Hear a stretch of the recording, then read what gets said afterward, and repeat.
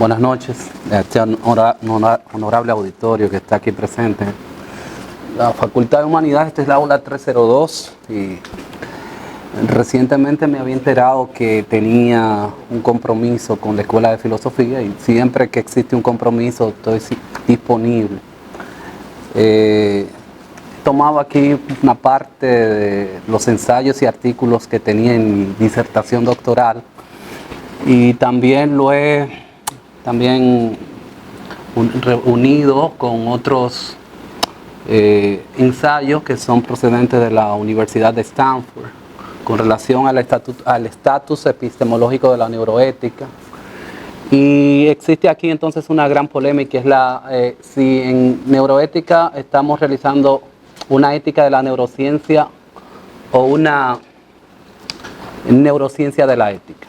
Entonces son dos ámbitos muy interesantes que hay que aclarar, pero antes yo quisiera retroalimentar con unas ideas que había planteado en la disertación doctoral, que epidemiología de las réplicas mentales de violencia. La presenté recientemente con la Universidad del País Vasco en este año y creo que es fundamental, y desde luego en este texto está implícito esa idea. Hay muchas nociones de filosofía de la mente que son capitales para comprender los problemas de la neuroética. Sobre todo las cuestiones que planteó el gran egregio neurocientífico Antonio Damasio en la publicación El error de Descartes, y eso le valió a él el premio Príncipe de Asturias, que es prácticamente lo equivalente al Nobel de Ciencia en Filosofía. Entonces, luego publicó otro texto muy interesante que es En búsqueda de Spinoza, eso yo lo voy a tratar más adelante, y los planteamientos que quería retomar aquí sobre todo eran conceptos muy esenciales de filosofía de la mente y eran las escuelas clásicas que habían debatido el problema mente-cuerpo desde la postura del epifenomenalismo, desde la postura del realismo psicofísico, del paralelismo, el del dualismo, que claro, fueron planteadas en la modernidad por los filósofos racionalistas, sobre todo Malebranche, Spinoza, Descartes y Leibniz también. Más adelante, Spinoza, sin embargo, y aquí yo estoy de acuerdo con Antonio Damasio con esa publicación, El error de Descartes, fue quien se adelantó en este sentido, en identificar en principio que los estados mentales son idénticos a los estados cerebrales.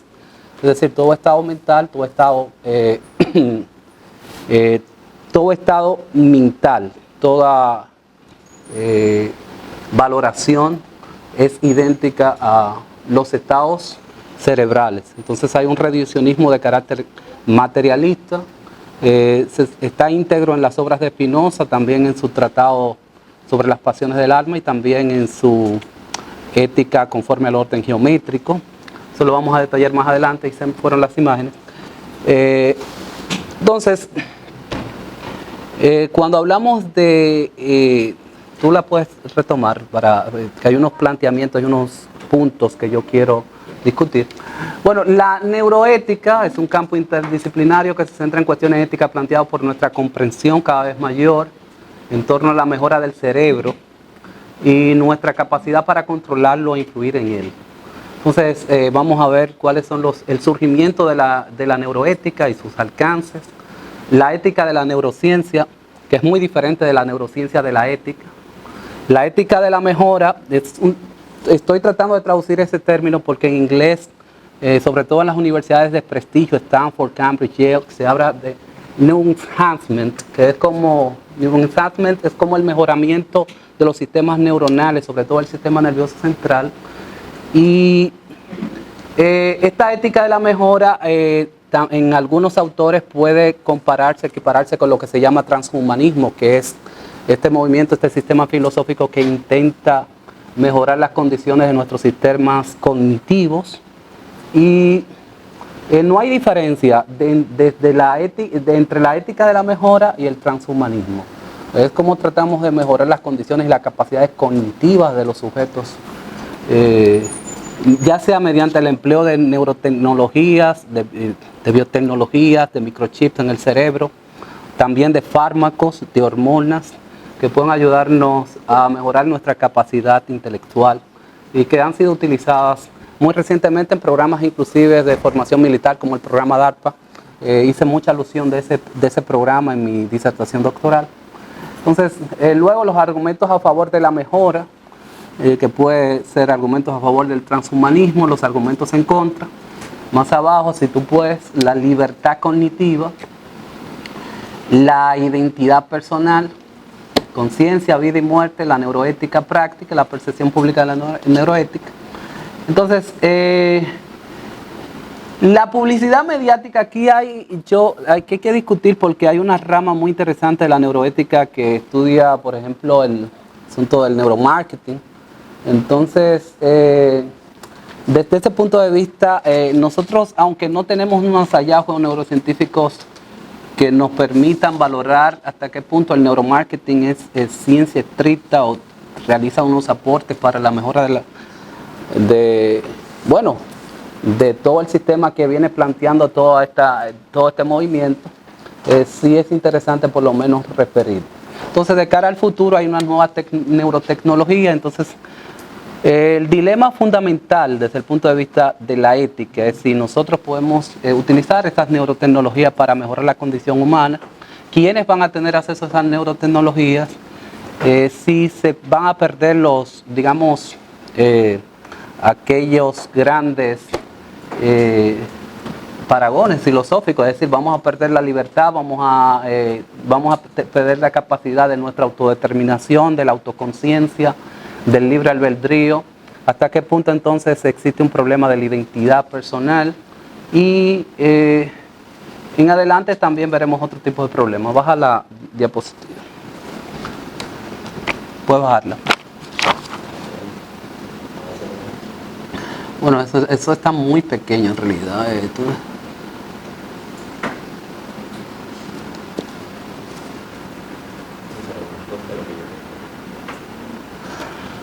Bueno, lo vamos a quedar ahí. Quería decirle entonces que estos grandes dilemas que se vienen planteando sobre todo en neuroética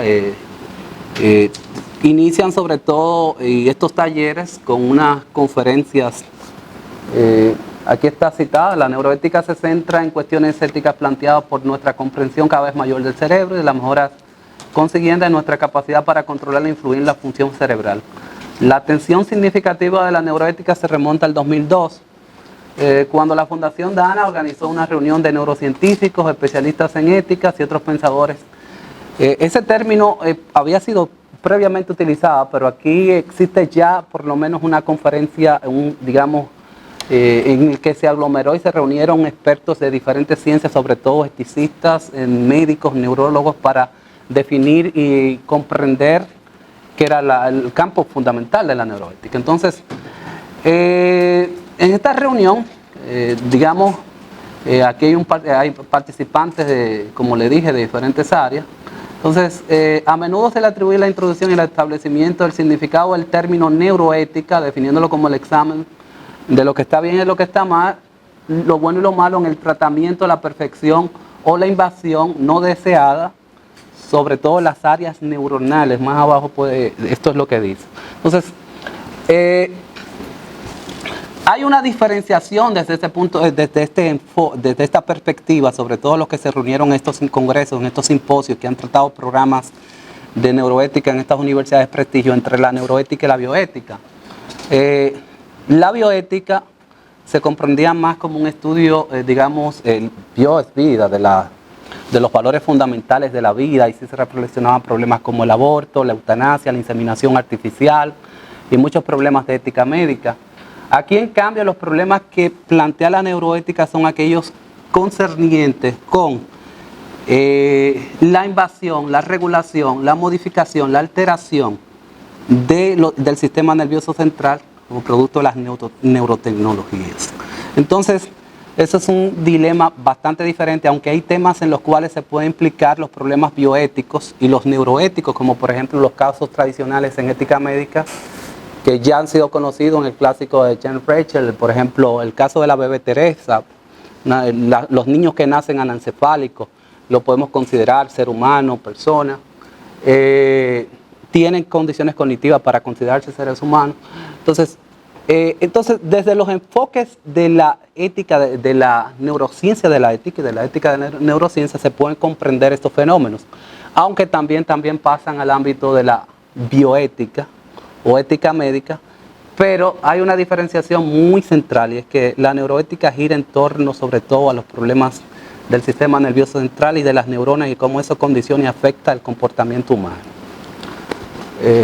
Dale más abajo. Entonces,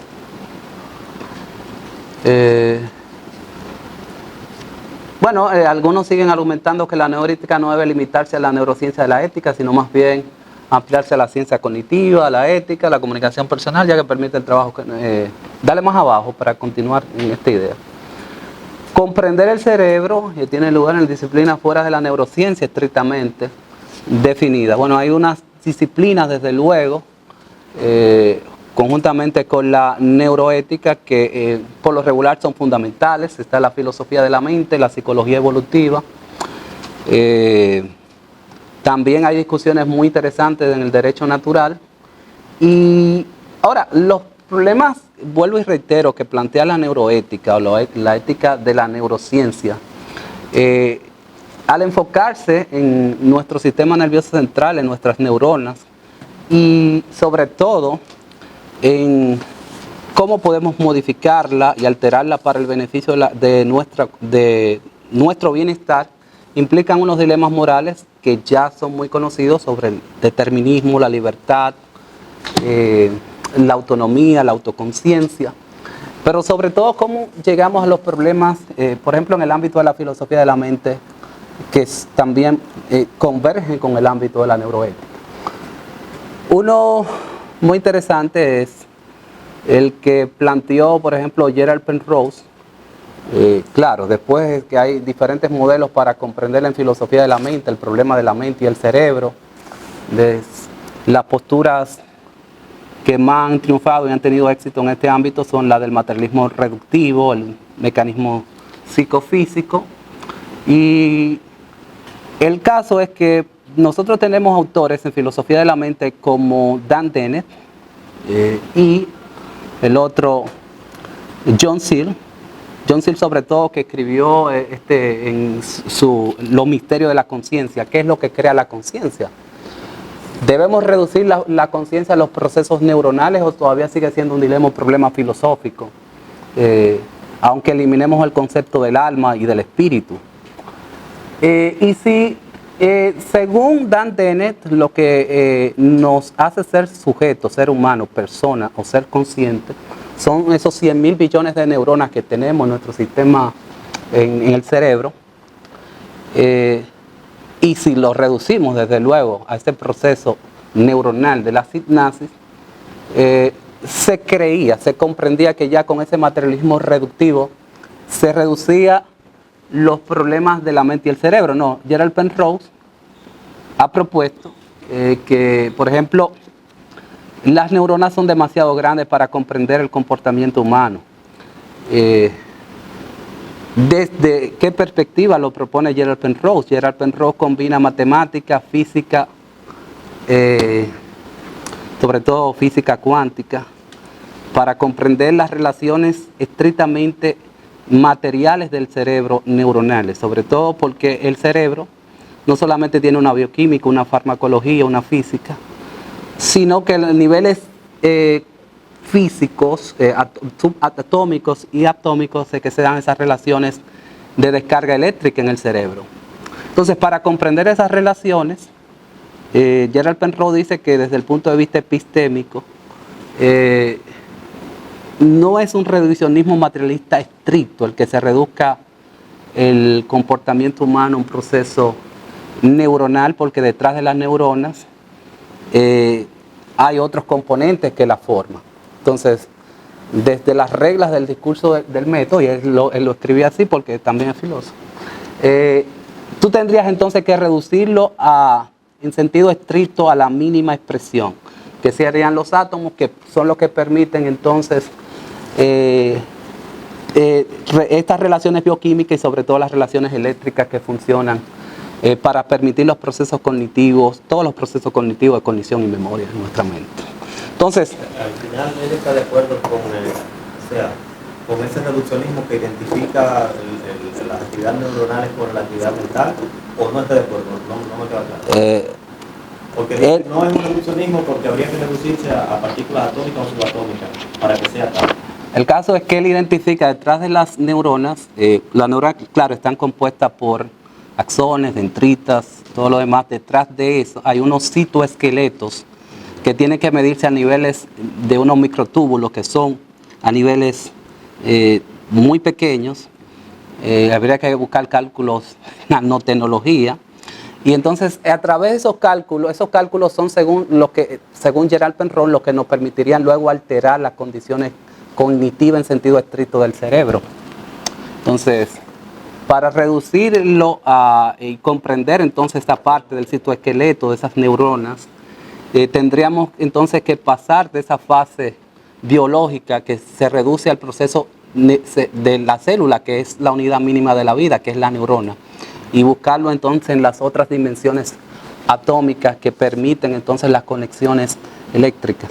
Entonces, luego se determina que entonces al nosotros poder operar, según Gerald Penrose, sobre esa parte del cerebro, que podemos hacer modificaciones en sentido estricto sobre las modificaciones que queremos, sobre todo al nivel de inteligencia artificial.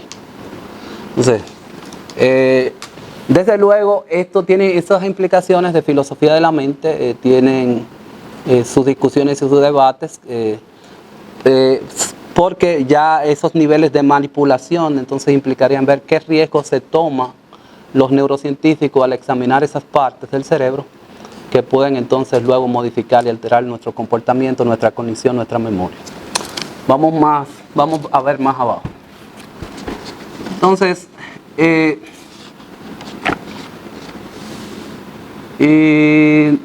bueno, este argumento generalmente, de una negación de que la neuroética sea lo suficientemente distinta de la bioética, como mencioné, de esta bioética tradicional, como sirve para justificar que se le llama una disciplina por derecho propio. En sentido estricto, aquí se procura una demarcación desde el punto de vista del estatus epistemológico de la neuroética en relación con la bioética. Son dos campos epistémicos diferentes y desde luego no se pueden asociar porque, dicho los problemas fundamentales de la bioética, los que son tratados por lo menos en el ámbito de la ética médica, ya tienen que ver más con una decisión, digamos el aborto, la inseminación artificial.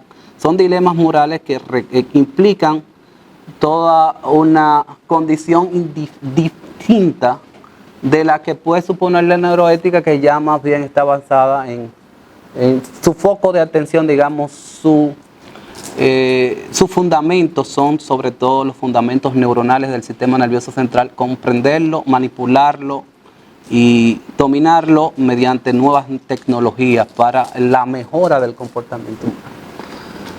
Entonces, si estas diversas ramas de investigación forman o no un tipo natural, son en sí mismo un foco de análisis ético, no viene el caso, la neuroética desde ese punto de vista sería porosa. Uno no puede involucrarse con éxito en muchas de las cuestiones éticas sin comprender también la ciencia. Continuamos. Entonces, vamos a ir más abajo porque ya, la mayoría de estos, dale un poquito arriba, la mayoría de estos problemas también, hay otros problemas que son de muy estrictamente clínicos, digamos, problemas que tienen que ver con el uso de diferentes fármacos para alterar el comportamiento humano, pero para tratar también enfermedades y trastornos psiquiátricos.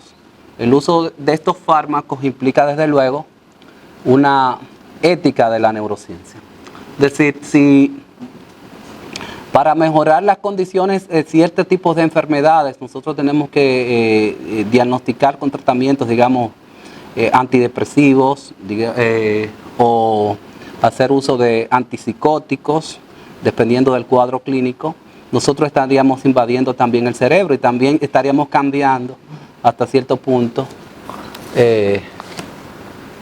la autonomía y la libertad de un sujeto cuando invadimos esas áreas cerebrales. Ya, por ejemplo, hay sujetos que perderían el principio bioético de autonomía cuando utilizamos determinados fármacos que sabemos que le pueden causar luego dependencia. Y el sentido aquí de la ética de la neurociencia es reconocer que inmediatamente nosotros estamos invadiendo esas áreas del cerebro, nosotros estamos cambiando desde ya el cerebro. Lo estamos tratando de transformar y convertirlo. Eso que menciona de los fármacos, las anfetaminas, que son esos fármacos que ayudaban a los soldados en la guerra a mantenerse despiertos en la Segunda Guerra Mundial. En 1944 está el caso de un soldado que se vio rodeado, él y sus tropas, por los enemigos, y como a él le habían otorgado la potestad de cargar con esos fármacos, entonces él decidió tomar eso para mantenerse despierto. Acuérdense que duraban 10 días en guerra, entonces había que durar 10 días despierto, si no te mataban. Entonces, en ese sentido, él, al no poder tomarlo por las manoplas, la cantidad exacta, tomó 30 cápsulas de más. Y entonces, en medio de la nieve, los compañeros no podían seguirle el paso porque se activó el cerebro de tal forma que él comenzó a caminar tan rápido y abrir paso, que cuando despertó estaba a 100 kilómetros más de donde estaba. E incluso dicen que cuando llegaron a encontrarlo eran 400 kilómetros que había recorrido. En ese sentido, entonces, ese fármaco ayuda. Ahora lo controlan, obviamente, para la depresión y ese sinnúmero de cuestiones, pero ese fármaco le permitió avanzar. Ahora la bioética lo ha tomado, ha regulado eso, le ha dado tratamiento quizá a personas que sufren de eso, entonces ahí viene la cuestionante. Esa persona que está bajo ese tratamiento es dueño de sí mismo, es una persona que ese es el gran dilema de la libertad, de la autonomía, del ser consciente. Si estamos modificando y alterando, como tú dices, la esencia de la conciencia de ese sujeto.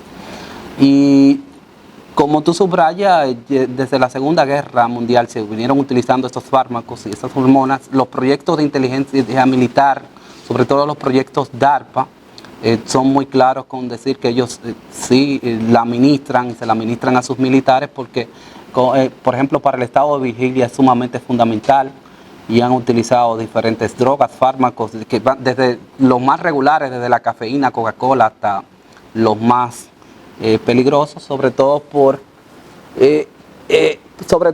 en el asunto de la guerra, y hay una tradición filosófica muy interesante aquí, que es la de la ética de la guerra justa en la tradición norteamericana, que evalúa si realmente estamos siguiendo códigos éticos en la guerra y sobre todo y también estudia el problema de cómo incidimos en las capacidades neurocognitivas de esos militares que están alistados y van a la guerra, cómo se preparan psicológicamente para destruir el enemigo y cómo esas hormonas pueden cambiar, por ejemplo, el estado de ánimo y hacer de esos sujetos heterónomos que no tienen conciencia de autodeterminación, sino que exigen rígidamente un protocolo, lo obedecen, y ahí está la definición: si estos están programados como robots asesinos para matar, están siendo programados simplemente para violar todos los códigos éticos de la guerra. Si se incide en la determinación, entonces si se está al alterarlo, desde luego vienen muchísimas preguntas que son morales aquí, y Desde luego, por eso hay algunos proyectos de inteligencia artificial que pretenden sustituir entonces ese sujeto humano por robots asesinos en combate, y eso se inició con programas inclusive de sistemas autónomos que son drones, sistemas autónomos mecanizados para, porque los soldados también se la van en dilemas cuando se le ordena, por ejemplo, ir a los campos de batalla, si hay que matar a civiles, si hay que violentar todos estos códigos tradicionales de la guerra, sobre todo los códigos que se ven con el jus ad bellum, jus in bellum, que es en contra, en el momento del ataque y fuera del ataque. Pero la neuroética aquí, sobre todo la neurociencia en el ámbito militar, viene a plantear todos esos problemas que eran tradicionales de la filosofía, sobre el autodominio y el control de un sujeto que está siendo manipulado con fármacos y está siendo manipulado simplemente para el combate, para el ataque, y él se lo cree también que está defendiendo la patria. Además lo están programados y operan también en diferentes áreas de su cerebro, sobre todo tienen conocimiento de teorías que, aunque son clásicas, intentan ponerla también en juego en el campo de batalla. Por ejemplo, cómo se utiliza el cerebro reptil, que es el cerebro conforme uno de los modelos de las neurociencias, es el cerebro más antiguo del ser humano y es el que se utiliza para la defensa, para el ataque, para la defensa de territorialidad. ¿Cómo podemos utilizar fármacos que directamente, claro, hay respuestas automáticas del cerebro reptil en el ser humano, pero cómo podemos utilizar esos fármacos para que operen de una manera más, cómo los podemos estimular para que operen de una manera más eficiente para los fines y los objetivos que tienen programados para la guerra? Entonces, continuando para luego seguir en el campo de la guerra, como se ha dicho, hay muchos dilemas que se plantean, sobre todo porque desde el punto de vista, por ejemplo, ni siquiera amnistía puede regular lo que pasa en un conflicto armado, porque la guerra, la mayoría de esos son secretos de Estado, y la mayoría de esos programas y esos proyectos no son conocidos a la sociedad civil, pero siempre se recurre a ello y se convierte entonces en un sujeto que puede ser moralmente autónomo, racional, en un mercenario a carta cabal, y son esos los que regresan, según un texto que publicó Sons de Caín, hijos de Caín, un ex militar que recorre toda la historia de los combatientes en Vietnam, y dice que, por ejemplo, más del 80% de los asesinos seriales de Estados Unidos participaron en esa guerra de Vietnam, y muchos de ellos se le administró fármacos y se le obligó un proceso de regresión psicológica para que operaran en el campo de batalla, y luego no se puede reducir efectos como el estrés postraumático de guerra a una persona que ha sido manipulada para un combate y luego ponerlo en la sociedad civil para que opere como un sujeto normal. ¿Tú entiendes? Sí, bueno, hace un momento usted mencionaba que hay un código ético de la guerra, no principios éticos. Yo quisiera escuchar, si nos puede hablar un poco, porque realmente yo soy una desconocedora de esa área, y quizás si conozco un poquito puedo entender mejor las dimensiones éticas, o sea, más bien plantear límites a la experimentación, porque desde el inicio a mí me suena contrahumano, o sea, pero es que esa experimentación. La guerra no es humanitaria. Por eso me resuena. Principios éticos en la guerra, quisiera escuchar un poquito.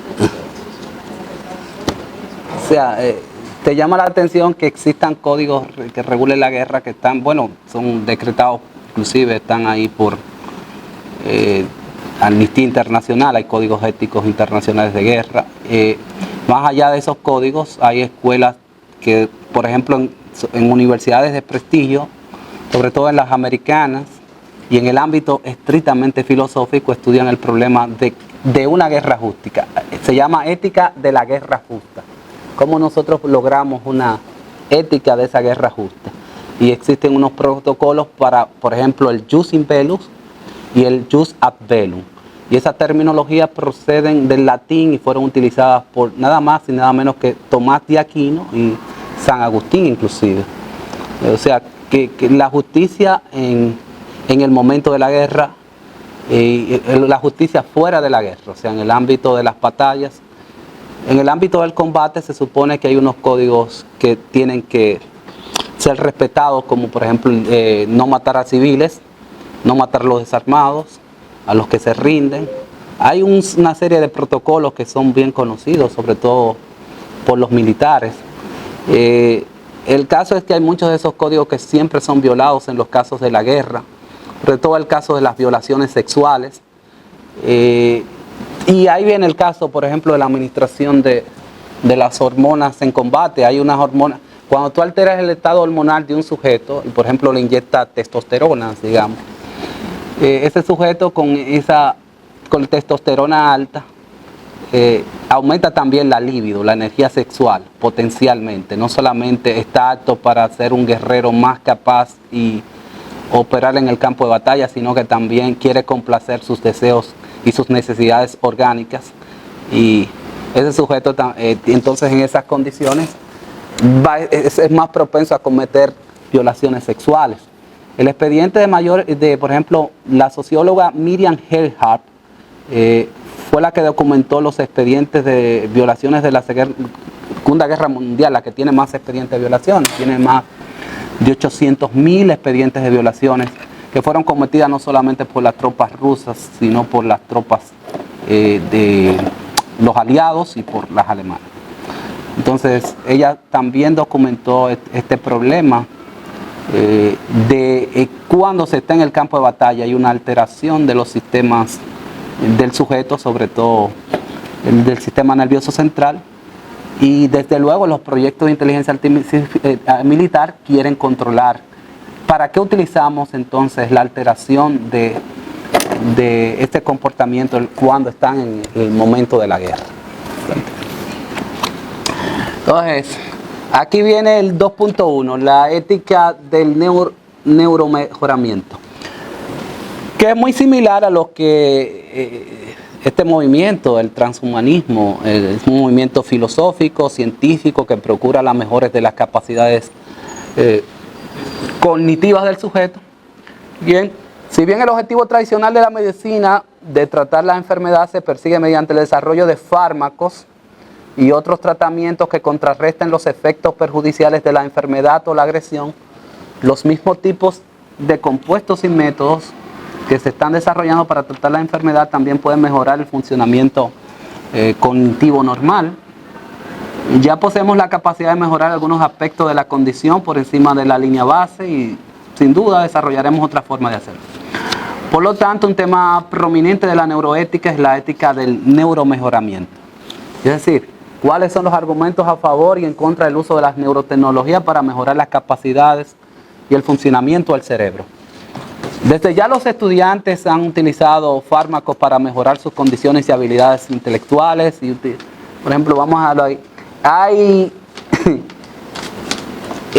Hay que reconocer que en el mismo instante que un estudiante quiere mejorar su condición, por ejemplo, más abajo hay un tema que se estudió mucho en la tradición norteamericana, que el trastorno de déficit de atención, y se prescribieron medicamentos y fármacos específicos para eso. En el mismo instante que un mero estudiante quiere mejorar sus capacidades cognitivas mediante un fármaco, está alterando todo su sistema nervioso central, pero digamos, dime. El problema surge cuando un individuo sano, por ejemplo los estudiantes, quieren mejorar su capacidad. Yo tengo un ejemplo muy interesante. En el ITRA, siendo director,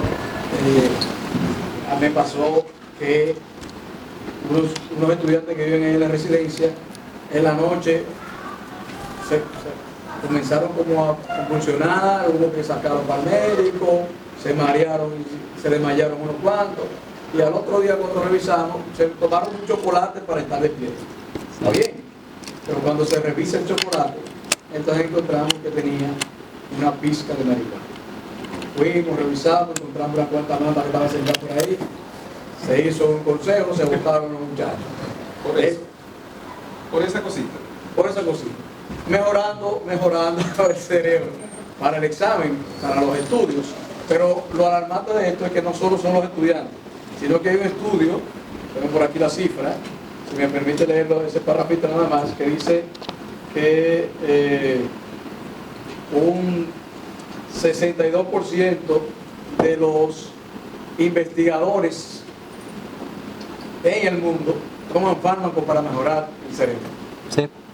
O sea que es interesante ver cómo las personas que son los que están descubriendo y analizando las cuestiones, entonces son usuarios de este tipo de fármacos para mejorar. Bueno, desde Sigmund Freud sabemos que el uso de drogas, de fármacos, mejora las condiciones, altera los estados psicodélicos, pero también mejora las capacidades cognitivas. Y muchos intelectuales eruditos también. Yo tenía un colega que tenía conocimientos muy avanzados de psiquiatría y estudiaba filosofía conmigo aquí en esta universidad, que si él se autorrecetaba, se prescribía a sí mismo medicamentos para mejorar sus condiciones de memoria. Un saludo que te debe escuchar. Él está en línea. No, ahora no, pero él lo va a ver, por su parte está, amigo. Era muy brillante, muy inteligente, realmente era una enciclopedia y él recurría a ese tipo de fármacos y decía que había sido inspirado sobre todo por el movimiento psicoanalista desde Sigmund Freud para acá. Y claro, entonces, dale un poco más para abajo. Entonces vemos que, así como tú relatas, hay estudiantes de medicina que para amanecer despierto y leer esas enciclopedias de anatomía, de fisiología, toman mucho café.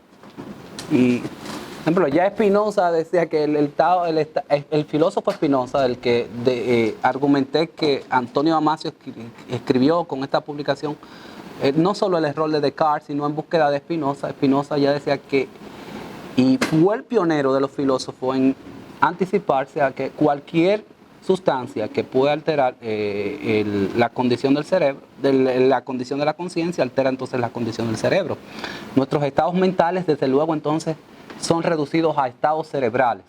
Y el estado de alegría puede ser producido por una sustancia, inclusive la cafeína.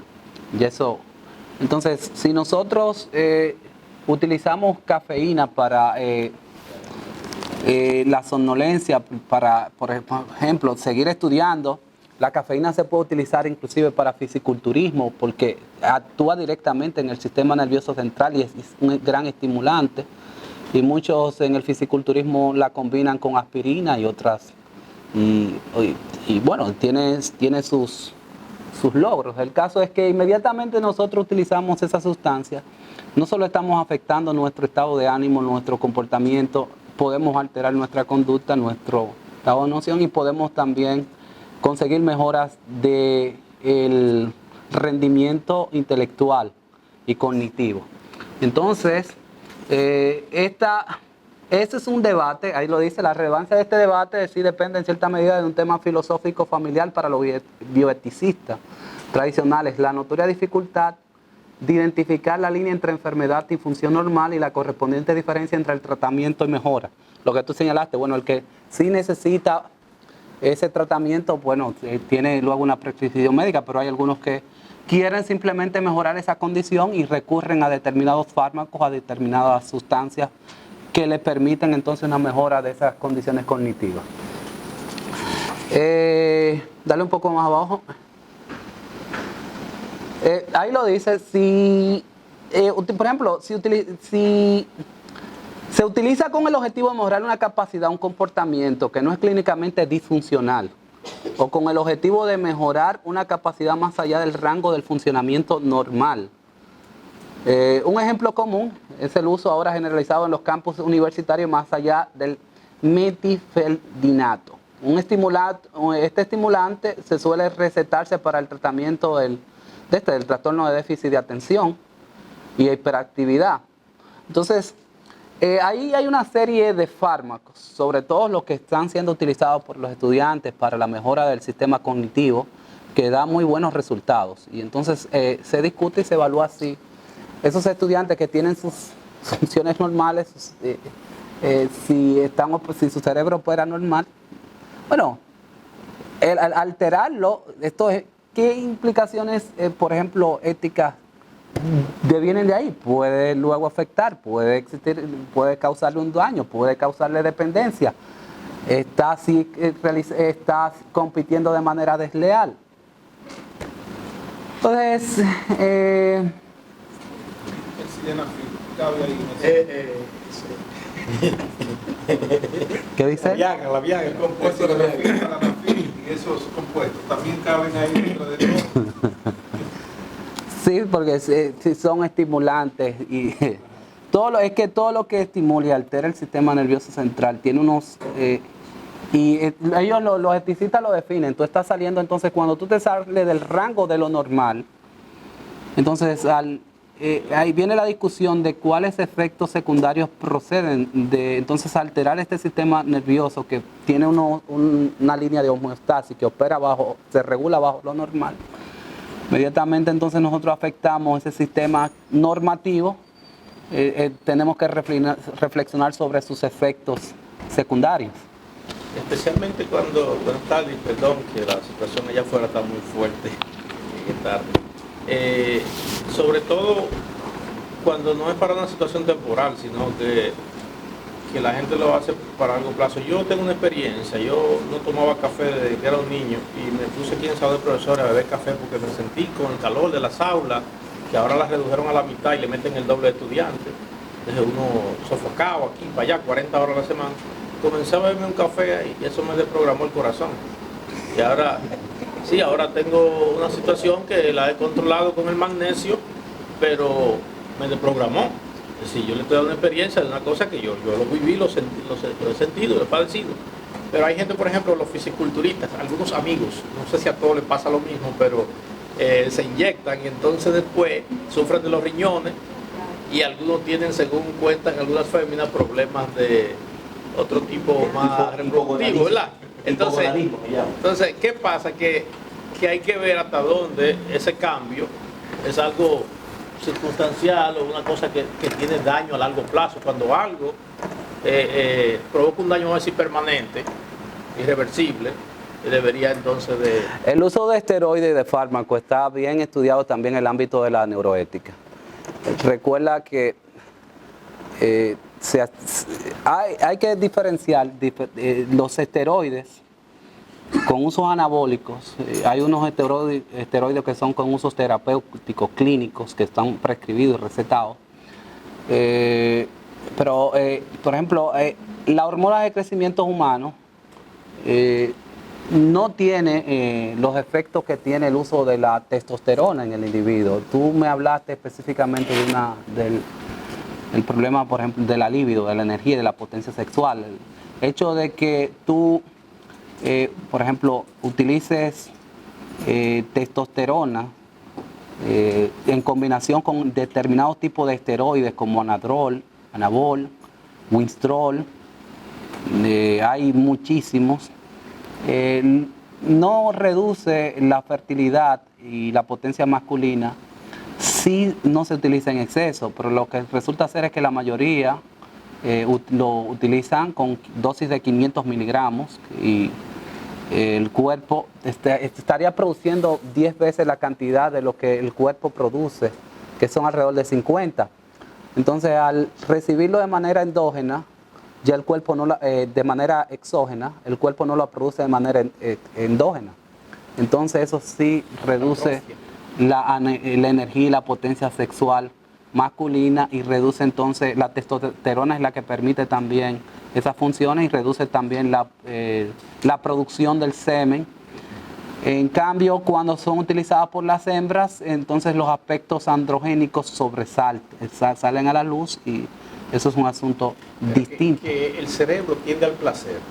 O sea, pero es justamente eso, desde el punto de vista de la neuroética, sobre todo la neuroestética, hay una percepción de la identidad del sujeto que quiere, porque la identidad es fundamental, entonces eso es parte también de su ser consciente, de su yo, quiere mostrar una imagen y él sabe por un sistema evolutivo, y aquí es un problema ya no de ética de la neurociencia, sino de neurociencia de la ética, es decir, ya el cerebro humano cualquiera sabe que las hembras son atraídas por una figura masculina, el varón lo sabe. Entonces ese cerebro está haciendo uso implícito, aunque no conozca neurociencia, de neurociencia para la ética. O sea, está tratando de transformar su figura, tratando entonces de mostrar lo que la hembra está pretendiendo buscar para su reproducción. Está mostrando entonces un cuerpo bien definido, tonificado, con una muscularidad que es atractiva, y el sujeto humano, sobre todo el varón, lo que está tratando de construir una identidad, una imagen para la supervivencia. Entonces ya allí, por ejemplo, los expertos dicen que ya eso es neurociencia de la ética, o sea, es cómo tú empleas los conocimientos, cómo tú empleas todo este conocimiento del cerebro para el comportamiento, porque es el cerebro mismo operando, es un instinto filogenético, un instinto de supervivencia de los seres humanos que opera para regular el comportamiento humano. O sea, para la conducta, que es el ámbito de la ética, por ejemplo, la ética implica ya la regulación del comportamiento. Le es esencial para muchos la neurociencia, porque si muchas de nuestras acciones en el día a día tienen que ver con primados filogenéticos, o sea, heredados por un sistema de selección natural y sobre todo en el cerebro, que son los que permiten y posibilitan cómo nosotros actuamos. Entonces ese que va al gimnasio, en él está operando una área del cerebro, sobre todo la reptiliana. Él quiere mostrarse, quiere mostrar su figura, inclusive con su gesto, cuando ancha los hombros, cuando ancha las espaldas, cuando muestra su figura.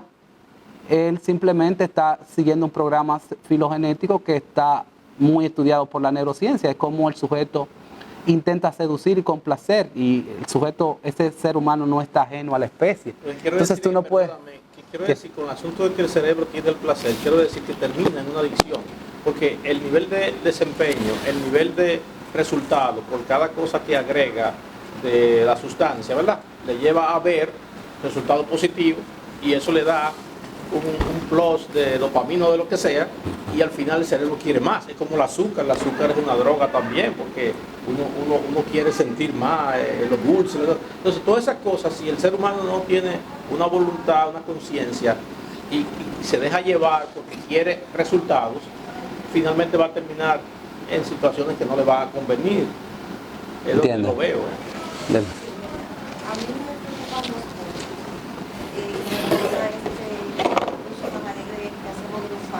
No te estoy escuchando, ¿no? Sí, pero que a mí me preocupan un par de cosas con relación al uso tan alegre de los fármacos que pueden alterar nuestro sistema nervioso central. Una de ellas es, por ejemplo, el uso en tempranas edades. Cada vez vemos más niños que son diagnosticados con síndrome de déficit de atención. Y entonces van donde psicólogos infantiles, que ese niño tiene hiperactividad. Entonces vemos, como madre, a mí me preocupa ver que cada vez más madres que están medicando a su niño cada vez más temprano. ¿Me entiendes? Entonces eso es preocupante. Cuando quizás hay otras alternativas terapéuticas, inclusive se ha demostrado que algunos niños pueden tener mejores resultados de concentración con cosas como estrategia pedagógica o incluso algunos aromas, posesión de algunos aromas, algunos sonidos y eso, que han demostrado que pueden favorecer la atención de todos. Eso me preocupa, y me preocupa mucho que todos esos fármacos psicoactivos están muy ligados a lo que es la industria farmacéutica. ¿Me entiendes? Eso me preocupa mucho. Otra cosa que me preocupa es que los individuos no somos todos iguales. O sea, hay personas que prueban una sustancia, la marihuana. ¿Cuántos políticos no tenemos que dicen, ay sí, yo probé la marihuana en la universidad de Estados Unidos, y no son adictos? Pero ¿cuántos adictos tenemos en las calles? ¿Me entiendes? Que pasan de una sustancia adictiva a otra y otra. Y hay sustancias que son adictivas que no necesariamente son esas que son legalmente prohibidas. O sea, yo lamentablemente tengo un caso de una amiga que se volvió adicta a la cafeína. Ella no puede dormir. ¿Me entiendes? Porque no crea farmacodependencia. El cerebro tiene su farmacología y eso es estudiado por las industrias farmacéuticas. Que se enganchan y se vuelven adictos y otros no. ¿Me entiendes? Hay muchas personas que probamos el alcohol. Unos acaban siendo alcohólicos y otros no. Hay personas que probaron la marihuana una vez como una travesura de adolescente y no acabaron en las calles consumiendo crack. Hay personas que sí, ¿de acuerdo? Que sí probaron una vez y luego se quedaron enganchadas por el que el sistema límbico les favoreció determinado y acabaron enganchadas. O sea, que eso me preocupa. Y sobre todo en los niños, porque el cerebro del niño está en desarrollo, todavía no ha creado todas las conexiones. Entonces, medicar alegremente a un niño porque tiene déficit de atención, porque se mueve mucho, porque no aprende, quizás que no sabemos enseñarle. ¿De acuerdo? No está solo que no aprende. Quizás que no tenemos paciencia, es más fácil lidiar con un niño que tiene un problema, duérmelo. ¿Qué hacemos con los enfermos psiquiátricos? La mayoría de las veces lo que queremos es, yo tengo amigas que tienen familias que tienen problemas psiquiátricos y lo que hacen es que le dan un medicamento y lo duermen el día entero. Y el loco está dormido el día entero, o la persona con trastorno mental está dormido el día entero. Y entonces, bueno, yo resuelvo un problema, yo no me tengo que preocupar por él. Si el niño se mueve mucho, yo le doy un medicamento y está tranquilito y yo resuelvo el problema. ¿Me entiendes? Pero ¿hasta qué punto es la responsabilidad? Sobre todo con el manejo de estas sustancias en cerebros que están todavía en desarrollo. Y cómo determinar la particularidad de eso, de que hay personas que son más propensas a la adicción. No, es interesante lo que tú planteas porque hay una distinción entre las escuelas psiquiátricas, una que procura más la farmacología y otra la terapia. Suele ser mucho más sencillo, más fácil para los que tienen, con los problemas de los niños, no, porque los niños con un problema de déficit de atención, como yo mencioné allí, estas sustancias son siempre prescritas para resolver esos problemas inmediatos a los infantes. Y ya aquí sí es preocupante. Y hay muchas tesis, sobre todo el problema de cómo la industria farmacéutica se hace rica prescribiendo estos fármacos que crean la dependencia. Pero en el caso más preocupante para mí es unos problemas que luego vamos a ver en la neuroética, los que tienen cuadros clínicos muy alterados, digamos una esquizofrenia, y se les receta antipsicóticos para... Pues son cuadros que requieren neutralizar y bloquear sobre todo esas actividades neuronales del individuo para que no creen otros episodios más trágicos. Entonces, inmediatamente nosotros prescribimos antipsicóticos, sabemos que estamos cambiando por completo la identidad de esa persona, la estamos alterando y la discusión es, desde esa perspectiva individuo, ya ese sujeto que desde luego requiere una dosis excesiva de determinados antipsicóticos, entonces no va a ser libre. Entonces la pregunta es favorable para la sociedad, vamos a eliminar la autonomía de ese individuo, le vamos a prescribir este antipsicótico para que pueda mejorar no sus capacidades cognitivas, sino para que pueda comportarse decentemente, para por lo menos tenerlo tranquilo y dormido durante todo el día. Entonces, para algunos, sí,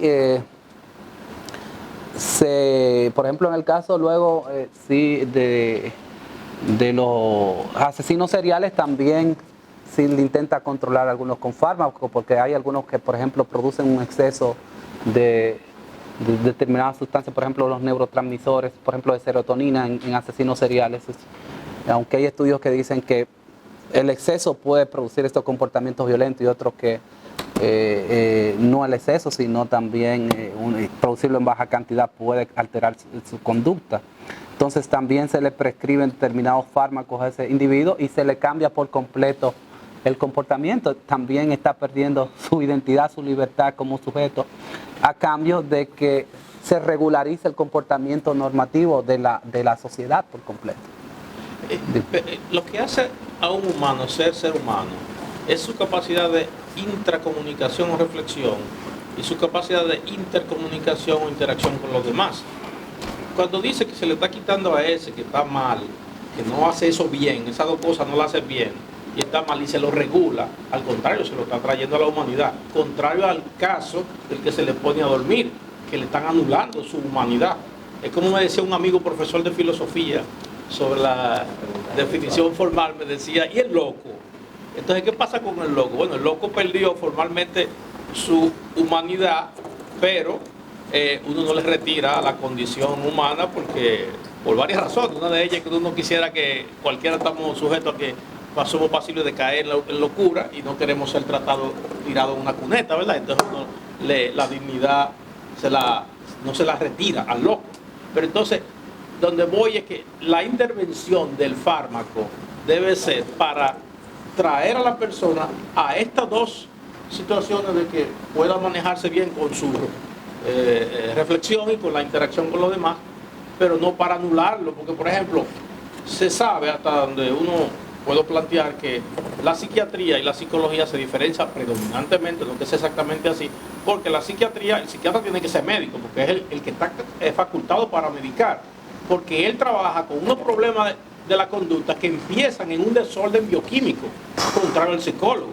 El psicólogo trabaja con los pensamientos que alteran la bioquímica, no la bioquímica que altera el pensamiento.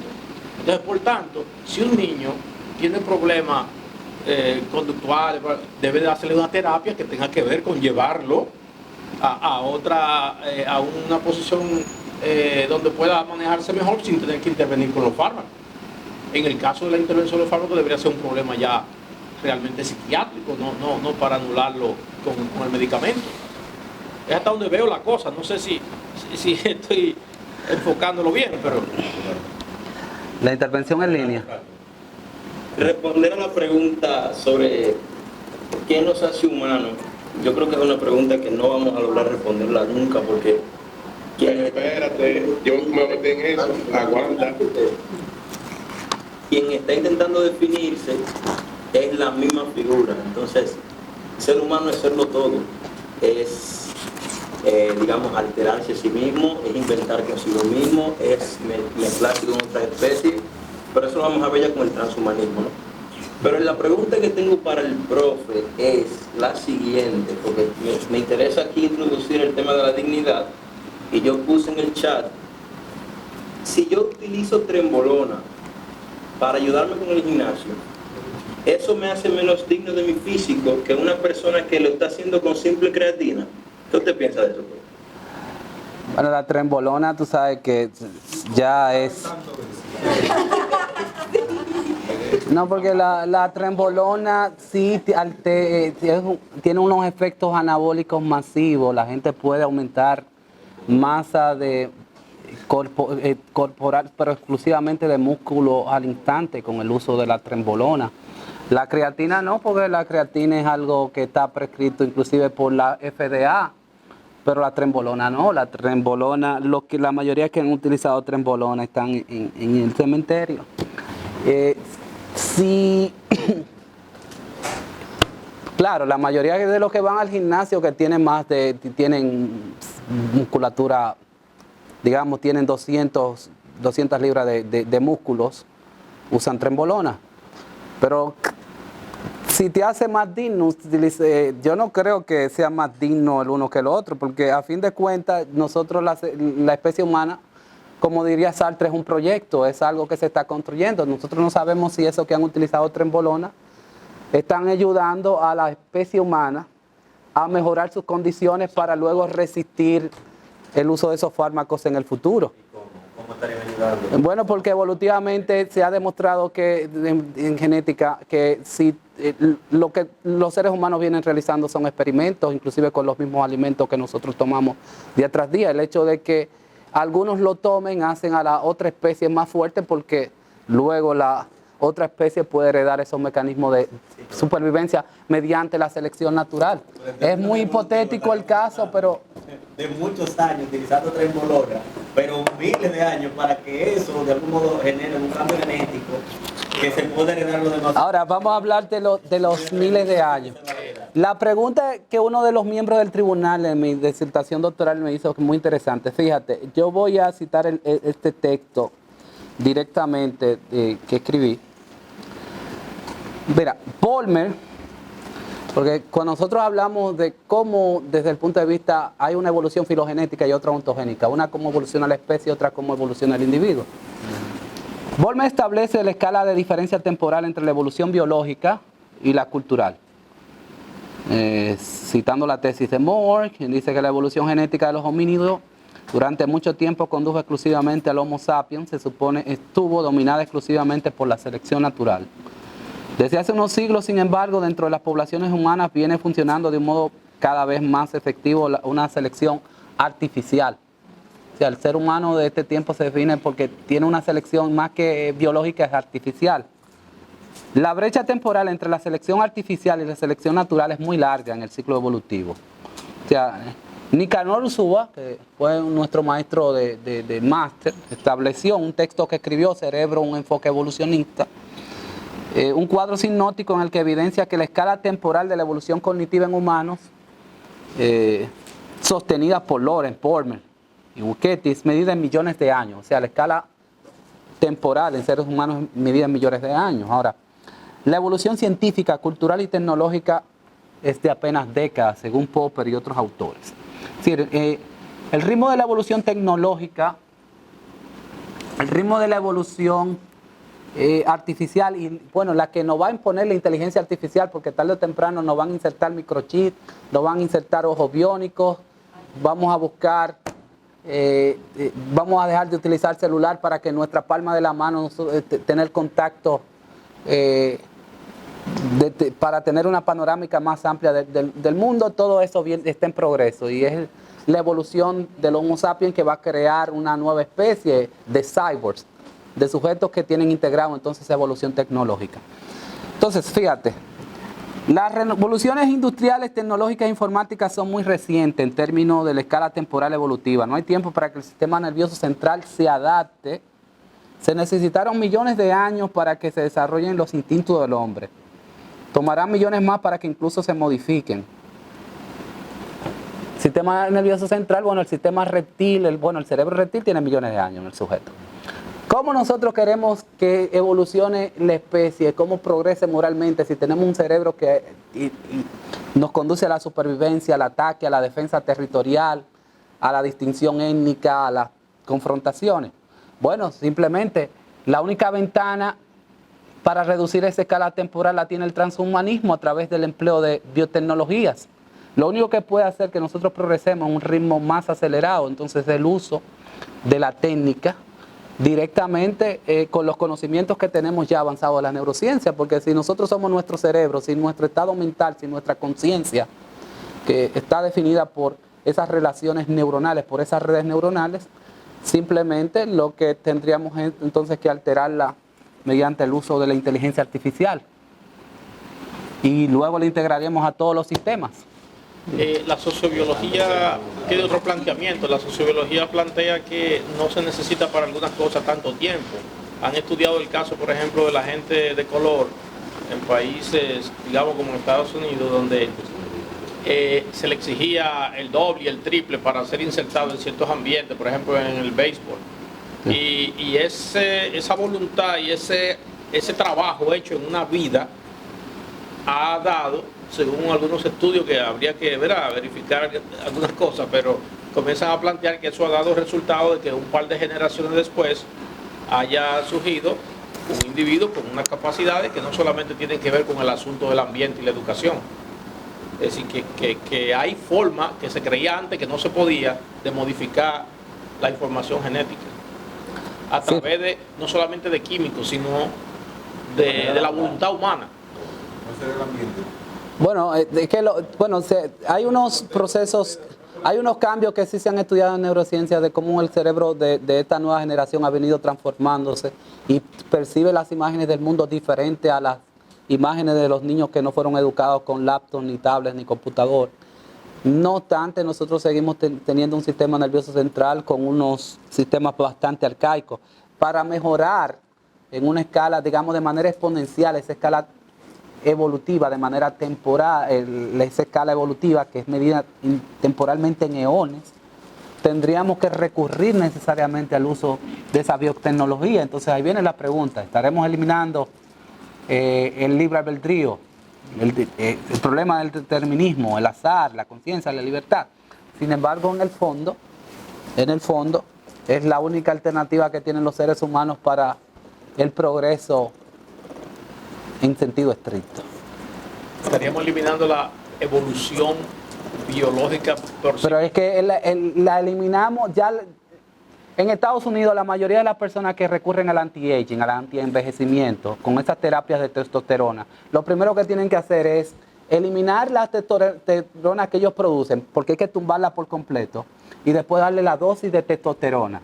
Por eso hay un término en inglés que es que para reemplazar la testosterona que produce el organismo, ya tú no la vas a producir, te la van a inyectar. Y ya desde ya hay muchos que están recurriendo a esos métodos para el antienvejecimiento, para poder seguir construyendo masa muscular después de viejo. Entonces, nosotros vamos a eliminar las condiciones naturales del individuo para utilizar biotecnologías que nos permitan perfeccionar nuestras condiciones como seres humanos. Pero la ciencia tiene choque. Claro, vamos a dejar de ser los monos antiguos y vamos a ser unos monos más civilizados. Eso es lo que hay que aceptar. Hace un par de años leí que se descubrió que el problema del envejecimiento es que la reproducción celular va acumulando una sustancia que la envuelve, llega a un punto donde es demasiada y no se reproduce más. O sea, ya ellos saben cuál es el problema del envejecimiento.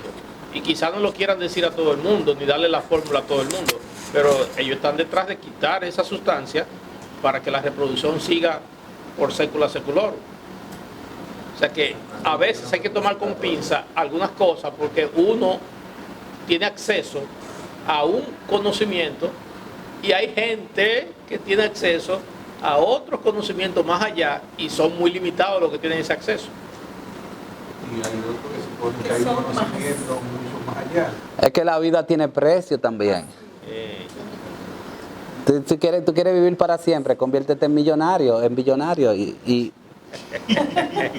paga lo mismo que Elon Musk para el microchip y para que te lo inserten y que tú residas de por sí eternamente en una computadora. Romper con la ética para lograr ser millonario, para lograr tener la vida. Bueno, retomando lo de Franklin ahorita, o sea que llevarlo solamente para tener a Franklin realmente. Retomando lo de Franklin, sí hay una definición ya que se asume que qué es lo que hace realmente humano al ser humano, hay redundancia, que es justamente la cultura. O sea, usted parte de Sartre y con Sartre y con Levi Strauss, usted asume y desde ahí que la cultura es que hace realmente humano. Nacemos con cierta potencia, pero si no se desarrolla, por ejemplo, el cerebro, no se desarrolla para usted asumir los elementos culturales, usted no puede ser humano. ¿Por qué? Obviamente porque lo que te hace humano es justamente esa interacción y ese aprendizaje y ese conocimiento que tú vas adquiriendo a través de la cultura. Pero bueno. Anthony, eso no va a ser necesario en el futuro. Se asumió que la cultura, en lo que tiene que ver, dejando a un lado lo biológico, que es lo que nos hace humano, cuando se cita esa simbiosis entre el hombre y la tecnología, todavía sigue asumiendo cultura. ¿Cambiará su condición humana? Anthony, en principio la cultura no va a ser fundamental para el futuro. La inteligencia artificial viene a reemplazar muchos modelos de convivencia humana. En realidad tú ni siquiera vas a necesitar un humano para el coito, para las relaciones sexuales. En Japón, tú compras una muñeca que te la venden por 6.000 euros más o menos. Están preparando robots, ya tanto masculinos y femeninos, que te pueden excitar. Y claro, porque con el uso de la inteligencia artificial y de cómo opera el cerebro, van a crear unas relaciones humanas. Es un proceso de antropomorfización, de cómo podemos convertir a los robots en más humanos. Entonces esos robots se van a relacionar contigo. Y si tú así como la gente prefiere estar relacionándose más con un celular que con los otros cuando está en grupo, va a preferir relacionarse más con una inteligencia artificial, con una muñeca electrónica, con un robot femenino, que va a tener el cuerpo especial, el que tú deseas, el rostro de Angelina Jolie combinado con la silueta de Jennifer López en su juventud, tú lo vas a tener en tu casa, no va a envejecer, no te va a pedir para el salón, no va... Escúchame bien, hay una serie de ventajas que ya se han estudiado con el uso de la inteligencia artificial para la convivencia humana y lo mismo para la enseñanza, para... ¿Tú vaticinas que en el futuro nuestra agencia moral descansará? O sea, vamos a confiar, va a ser en los robots para que tomen nuestras decisiones morales y, o sea, y eso será así, ¿no? Eso es ya... Eso implica otras discusiones que se han en filosofía de la mente, la inteligencia artificial, hay dos programas, la inteligencia artificial fuerte y la débil. Van a alcanzar los robots autoconciencia. Pero yo estoy hablando en términos de intervención No, yo entiendo, pero para llegar a para llegar a que las máquinas logren controlar el futuro y el dominio, tener el dominio planetario de la humanidad, de los sistemas de gobernanza, eso implica reconocer si entonces las máquinas van a alcanzar lo que se denomina como singularidad, conciencia propia, si van a ser conscientes, si van a tener independencia de su creador y si van a poder controlar esos sistemas. Los programas de inteligencia artificial fuerte vaticinan que en un momento esa inteligencia artificial tendría el control planetario y el dominio, porque ¿qué han hecho ustedes los humanos en la historia? Guerras, matarse unos con otros por asuntos que son, sobre todo para el problema de los bienes materiales.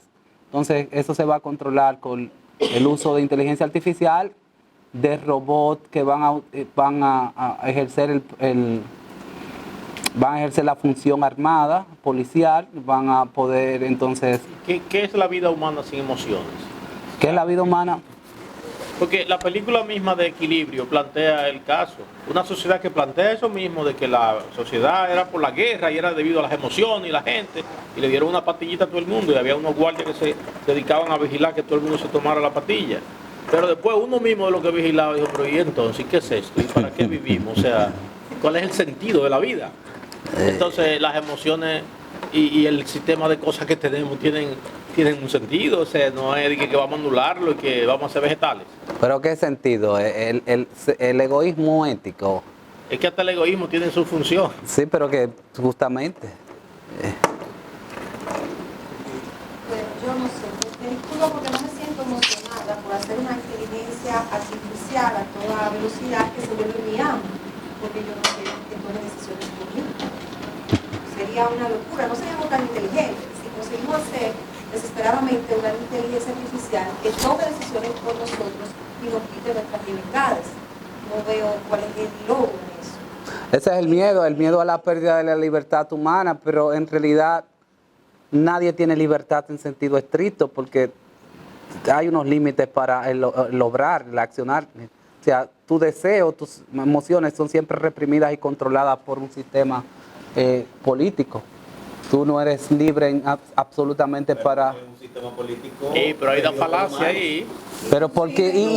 Y por humanos, y cuando tú mencionas la palabra humano, humano es sinónimo de tener más racionalidad que la inteligencia artificial. El problema no es la racionalidad, porque ahí por eso era mi pregunta. Lo otro sería ¿qué es la tener racionalidad? total no libertad. Utilizar, por ejemplo, Big Data para analizarla y tener, digamos que una decisión cuantitativamente más exacta, más objetiva.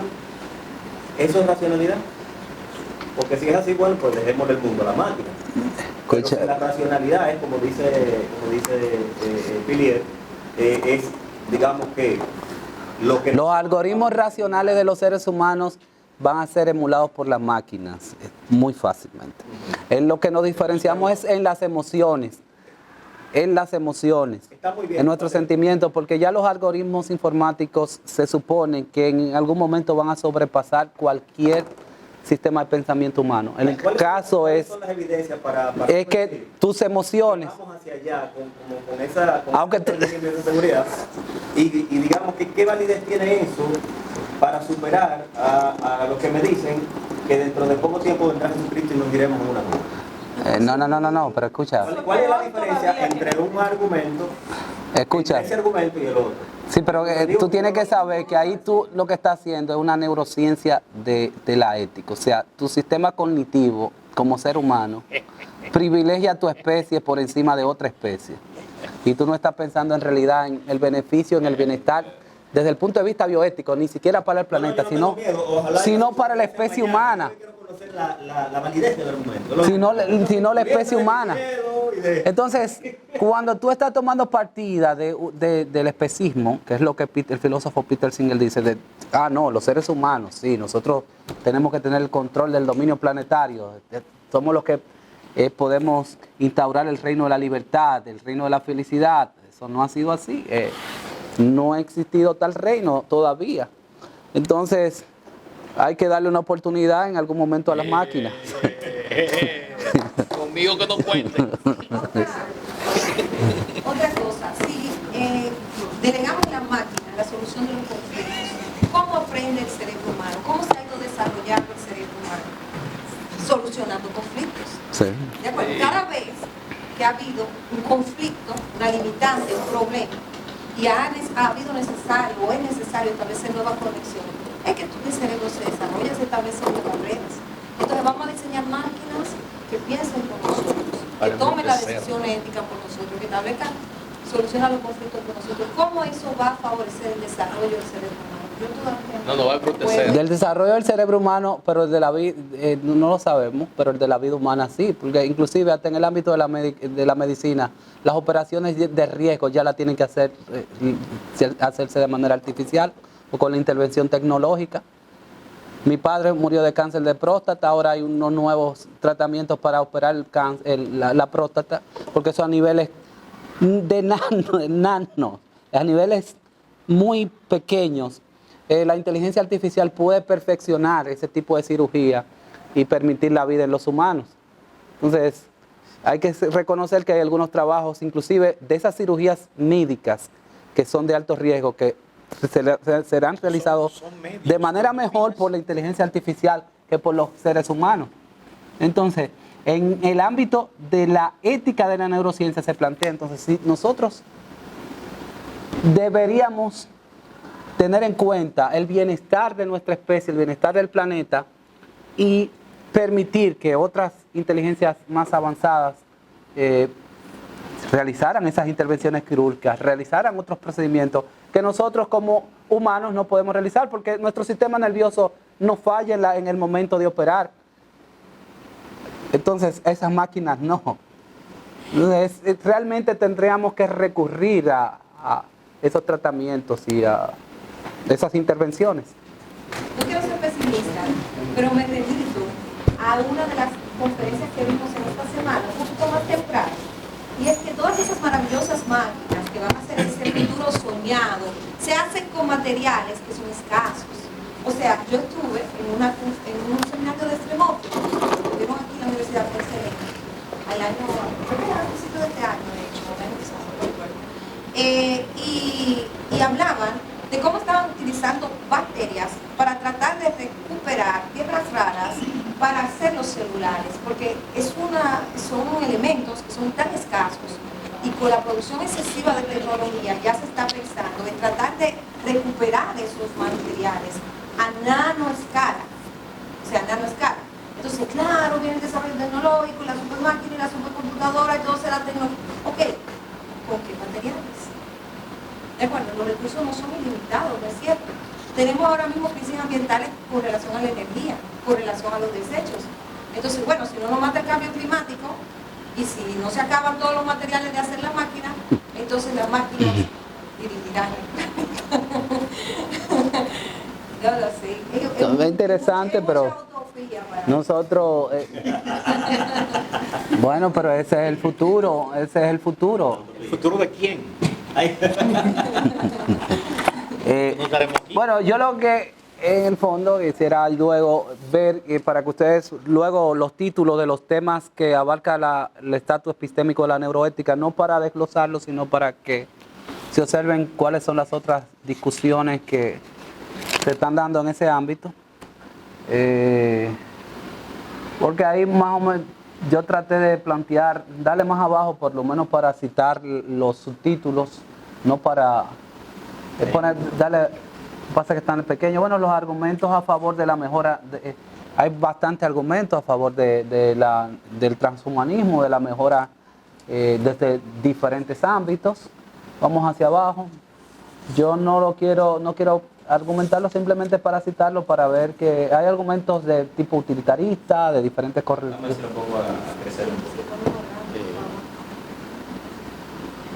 Pero eso trae siempre a colación los problemas, por ejemplo, de la libertad cognitiva. Esto que tú dices, si realmente, lo que ella cita, si realmente es el cerebro humano que lo va a hacer o son las máquinas. Si nos insertan un microchip, no seremos nosotros. Bueno, hay bastantes argumentos desde diferentes enfoques, utilitaristas, deontológicos. Vamos hacia abajo para ver los argumentos en contra de la mejora.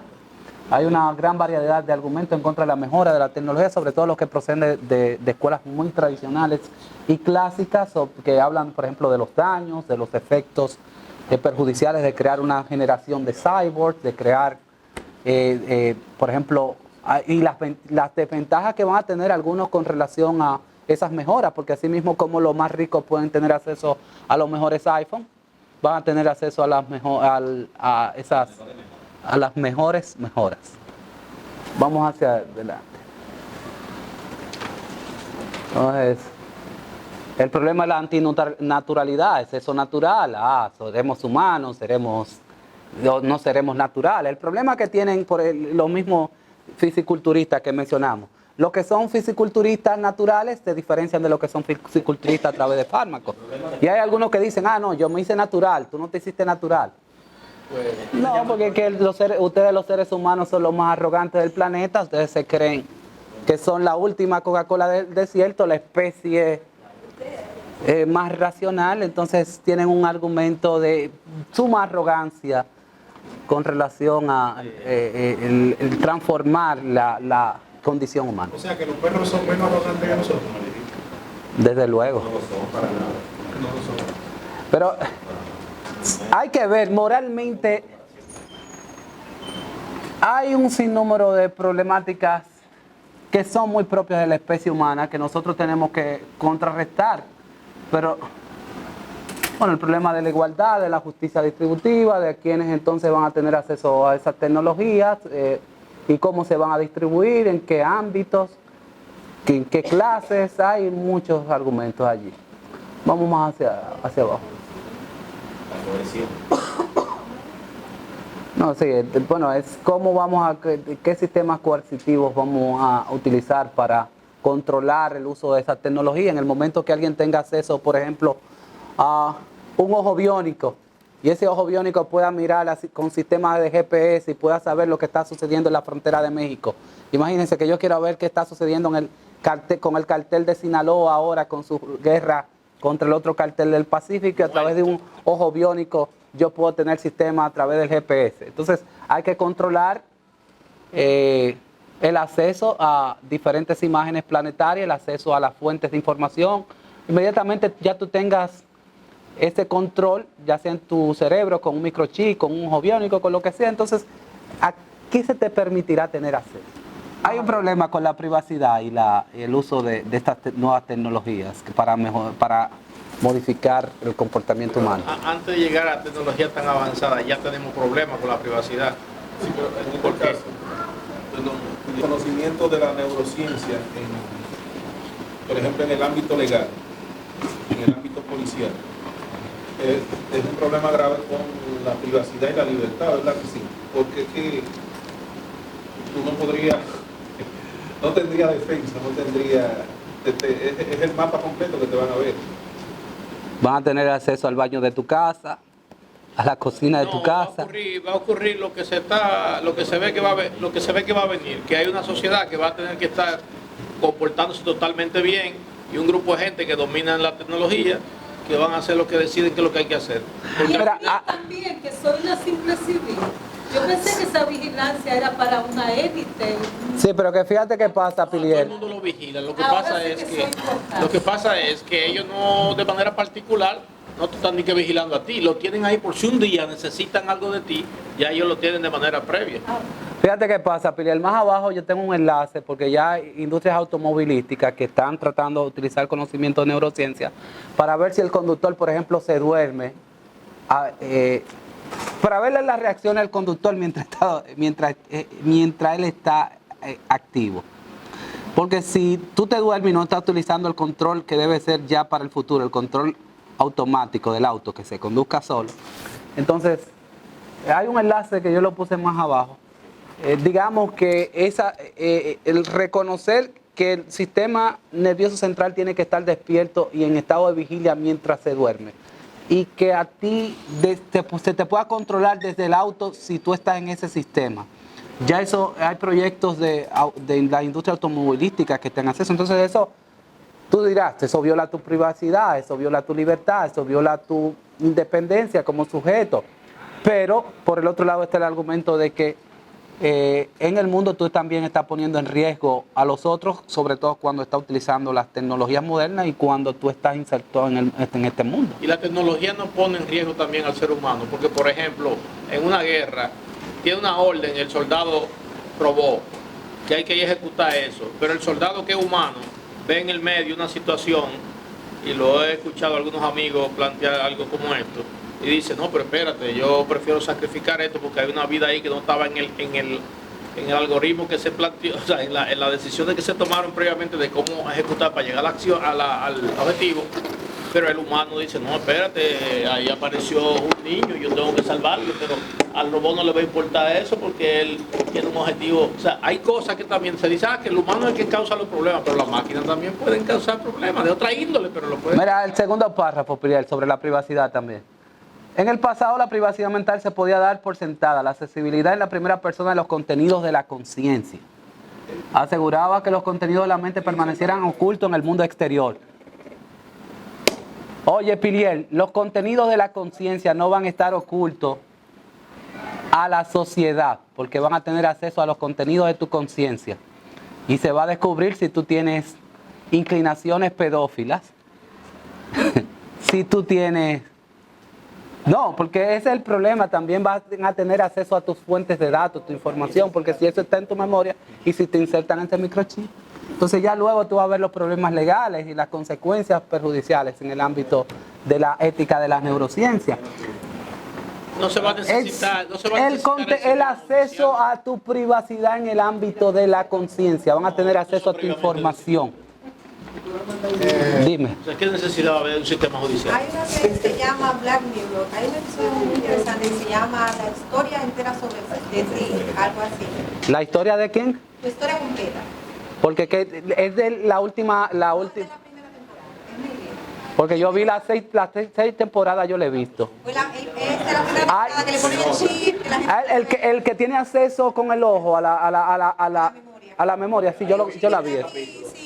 Y tú lo puedes ver todo. Bueno, es interesante que tú digas, si tú tienes inclinación a la pedofilia, se va a poder saber. Bueno, yo no sé ustedes, pero yo soy muy rabiosa. A veces, cuando me pasa un motorista por enfrente, ay, ojalá se lo lleve una patada. Después digo, calma, no, Kérida, se me pasa para ti. Pero ¿qué tal las personas que piensen en hacer actos delictivos? Que no lo cometa. Y luego nunca lo cometa. ¿Cuánta gente no ha pensado en matar? Se me sanciona por intento de homicidio.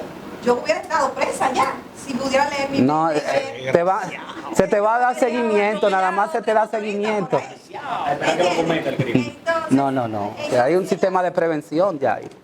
Sí, no, o alguien que haya tenido la idea de que quiere hacer un crimen global, un tiroteo o algo, un adolescente que se le haya podido pasar en un momento, porque tiene cierta condición mental, y luego no lo cometa. Si hubiera cierto control estatal y se pudieran ver esas cosas, pero aún llegarse a la así, injusticia. legalmente, perdóneme, legalmente, aún así, este es el artículo del Código Penal, por ejemplo. Tú decides ya cometer el hecho, pero llega el asunto humano, a última hora tú te arrepientes. Aguántate, Pilier, es que... Espérate, y si no te detuvo una fuerza externa, ni una persona, una situación que te detuvo, y tú decidiste, entonces el legislador le dice, no te vamos a procesar, tú estás eximido de responsabilidad penal.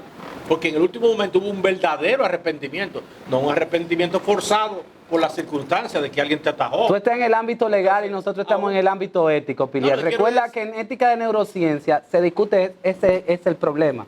Si el sujeto lo pensó, si intenta planificarlo, si intenta meditarlo. Es interesante que ella cite esa serie de Black Mirror, ese episodio, porque lo que se trata ya a nivel de la serie de televisión, sobre todo en ciencia ficción, son programas y proyectos que están emprendiéndose.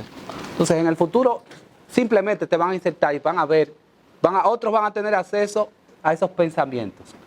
Las disputas de ya luego desde el ámbito jurídico vienen ahora desde el punto de vista de la ética. Si tú tienes fantasías sexuales con un niño, sí. Sí. ¿Cómo? Hay una película que trata el caso de sentencia previa, de que se toman en cuenta esa variable y se le condena el tipo. Pero eso Entonces, pero la sociedad también recuerda que no solo tiene un sistema de control, sino de prevención. Foucault, en Vigilar y Castigar, previó que los nuevos programas de tecnología iban a anticiparse a ver los pensamientos del sujeto. Entonces, realmente es el dilema que en filosófico, y será para el futuro, el acceso a los contenidos de tu conciencia, de tu mente, de tus imágenes. Hay programas de neurociencias de neuroimágenes. Los sueños que tú tienes lo van a plasmar en una película. Mira lo que este tipo está soñando. Vamos a ver. Entonces, dime, Jesús. No, que siempre en el ámbito de la ética Estados Unidos, la pregunta del planteamiento de si el pensamiento se peca, si el pensamiento se peca, o sea que y el pensamiento también, el intelectual, como que le llaman en el ámbito... El autor intelectual, eso no existe realmente. Que no hace, Sí, con respecto al pensamiento, hay una máxima latina que dice, cogitazione imperium partit. Es decir, el pensamiento no puede delinquir. Lo que se delinque es una conducta. No hay forma de que un pensamiento sea típico, articulado y culpable. Sí, pero ¿en qué medida esa información y esos datos pueden ser utilizados por la policía, por los sistemas de investigación para darte seguimiento, para prevenir el crimen? Y lo que no piensan nada y al final cometen. No, es que eso no es así, Pilier. El cerebro humano no opera de esa forma. No, que no tienen recurrente, o sea, no tienen en su vida un historial, pero como dice el dicho, el momento que habla. El momento que habla. Y alguna gente para uno dice eso, el momento que habla. Entonces, no, pero si es el caso de... Dime, ¿cuál es la...? No, quería preguntarte si en este nuevo mundo yo lo consideraría como quizás una distopía. Pensé en la novela Un Mundo Feliz de Hugo. Y en dicha novela, Eleva la voz. en dicha novela se concebía que desde antes de nacer ya se sabía la función de cada individuo. Ya desde antes de nacer había uno que se llamaba, creo que alfa, sí, beta, exactamente. Pero ya se sabía quién iba a ser los policías, quién iba a estar. Había una jerarquía, mejor dicho. Dentro de la misma novela hubo una clase, hubo una serie de individuos que se quedaron fuera de este mundo que ellos llaman, de este mundo donde se desarrolló, donde eran dominados por sustancias. Había una droga que ellos la consumían y vivían en esa ilusión, vamos a llamarlo así, pero los que no estaban ahí los llamaban animales. Pero quien dominaba, quien era el dictador de este mundo, no consumía la droga. No sé si me explico. Sí, sí. Él era consciente de lo que es, de su realidad, pero lo que... Eso se parece al cuento del rey sabio.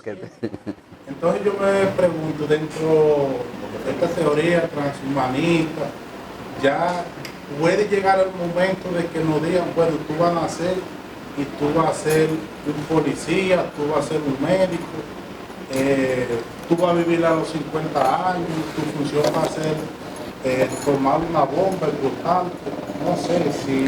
Bueno, si programar el futuro de la humanidad, nadie en un estado yo no creo que te vaya a imponer cuál... sí, te van a reconocer tus capacidades y tus habilidades, pero que los estados que tienen sus programas de desarrollo, los individuos siempre han terminado por elegir. No creo que tampoco es que exista una droga que de alguna manera regule el comportamiento de toda humanidad sea del todo malo. Si hay que... Pero ¿y cuando ¿Cuándo qué? las mejoras lleguen? Naturalmente quienes podrán hacerse mejoras son los que están mejor, los que tienen dinero para hacerlo. Entonces habrá necesariamente habrán competencias que el que es pobre, el que no tiene dinero no podrá desarrollarla nunca. Tendrá que conformarse con los oficios entonces De bajo nivel. de bajo nivel. Y será un círculo vicioso para Pero ese que está ahí. ese planteamiento, Y un círculo virtuoso para el que está en la otra capa. Pero es que siempre ha sido así. En la antigua Grecia clásica, lo que tenía la No facultad... hay diferencia ahora, no hay diferencia biológica. El hijo de un obrero, el hijo de un campesino, podría llegar a ser un astronauta, podría llegar a ser un científico avanzadísimo. Puede colarse. Porque no hay esa diferencia.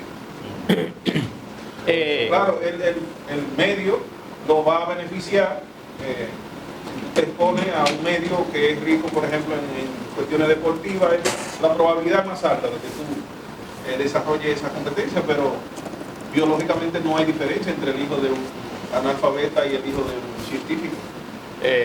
Fíjate que lo que él plantea, la película que yo te planteé, que tiene el argumento, habla de las emociones, pero hay otra que se llama Gattaca, que habla del genoma humano, que lo que demuestra precisamente es la voluntad humana. ¿Dónde? En esa... Y no tiene televisión. En esa... No, yo no veo televisión, pero yo voy mucho al cine. No me gusta la televisión ni nada que me dé adicción como el Netflix, pero yo voy al cine y veo mis películas.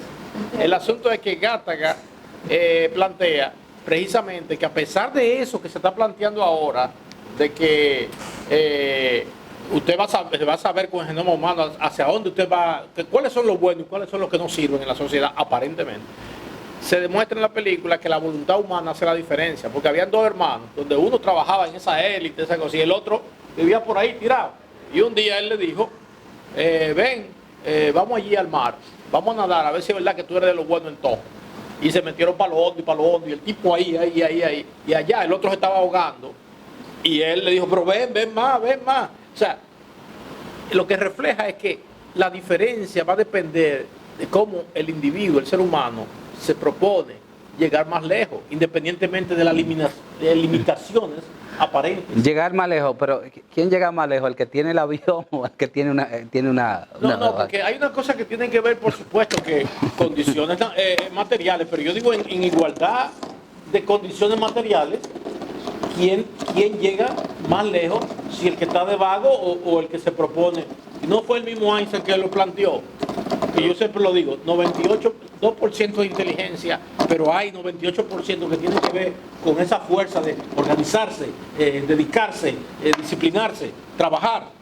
O sea, óyeme, hay una diferencia ahí que va más allá. Claro que los medios externos son también influyentes, porque si yo tengo los libros para leer, no es lo mismo que otro que no tenga los libros, que lo que va a estar en una esquina perdiéndose, hablando plepla con un amigo.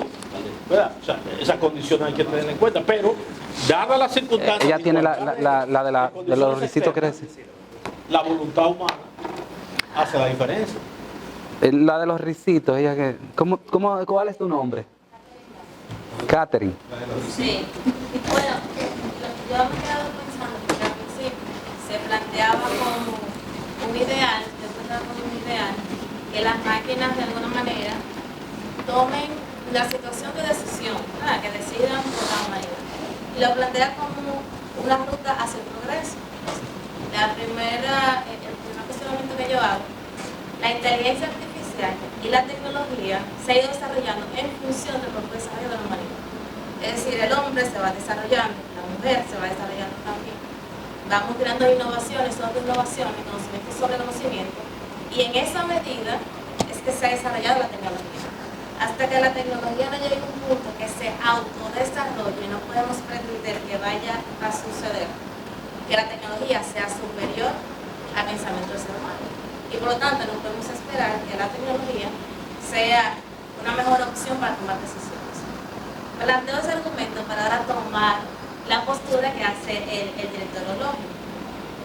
Si partimos de situaciones desiguales como hoy, como estamos en una sociedad, como siempre ha sido, siempre ha existido una brecha hacia cambiar esa desigualdad, a buscar una igualdad, y tenemos diferentes medios para hacerlo.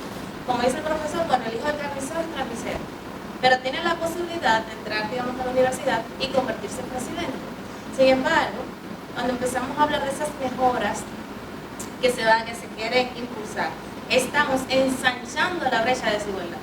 Estamos haciendo que el que nació carnicero sea carnicero de por vida y toda su descendencia también. Entonces, realmente estamos avanzando hacia el progreso. O sea, vamos a entender el progreso como desigualdad.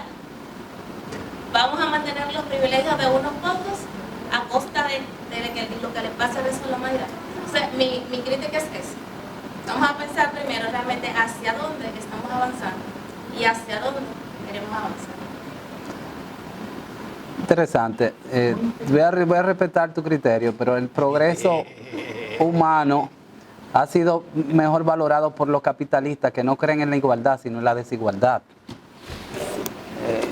Los progresos en las sociedades que pretenden el ser iguales, el comunismo, no han tenido como evidencia, digamos, una sociedad más industrializada, más progresista. Eso no fue precisamente lo que ella está hablando de igualdad de oportunidades. Y la igualdad de oportunidades. Que dicho sea de paso, el capitalismo, o sea, tú estás diciendo, pero es que en realidad... como que el sistema determina y no es un sistema acabado. Pero lo que yo te estoy diciendo es que cuando ustedes cuando ustedes tienen la pretensión de la búsqueda de la igualdad, si quisiéramos ser iguales, no procuráramos las mejoras del rendimiento humano, no procuráramos la mejora del rendimiento físico, la mejora de los sistemas cognitivos, porque el superarse implica ser desigual al otro y ser desigual en relación a la condición antigua de ese Homo sapiens.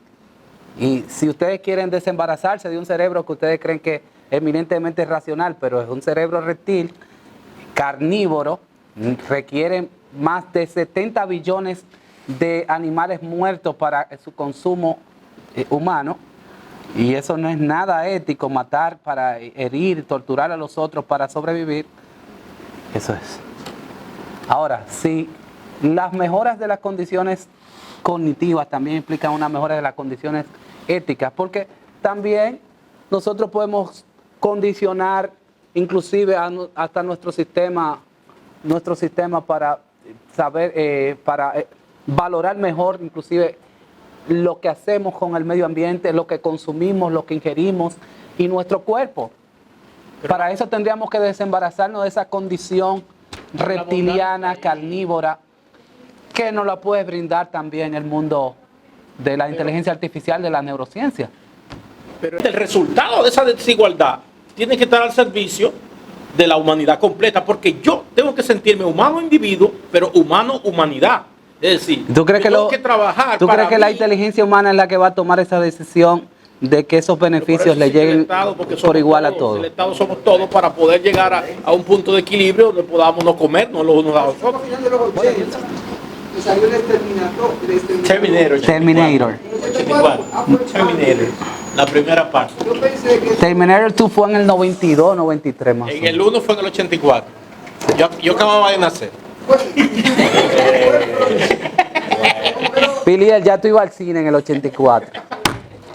no sé si es que yo creo que algunas de estas cosas ya estaban planteadas en esa película. Claro. Él lo dice ahora, el autor, el que creó eso, el Cameron, él dice, se lo avisé. Se lo avisé hace 40 años, casi 40 años. Bueno, pues mira, sí. Bueno, pero no es porque lo digan ahora, sino que ya yo tenía expectativa de que en poco tiempo ya eso se iba a estar dando. Eso ha pasado ya... ¿Cuántos años? 39. 40 años. 39. El primero hace casi 40 años. se proyecta todo esto que se ha estado diciendo, más o menos se proyecta. Tenía 10 años, no, en 5 años. ¿Cuántos? 10 tenía. El 84, 12 años. 12. ¿Cómo va a ser? Tiene 51. No. Sí, yo tenía una edad así cuando vi la primera, la segunda, no, pensaba que no había sido en el 84, pero yo la vi en ese tiempo. Pero pensaba que todo eso pues, se iba a llegar.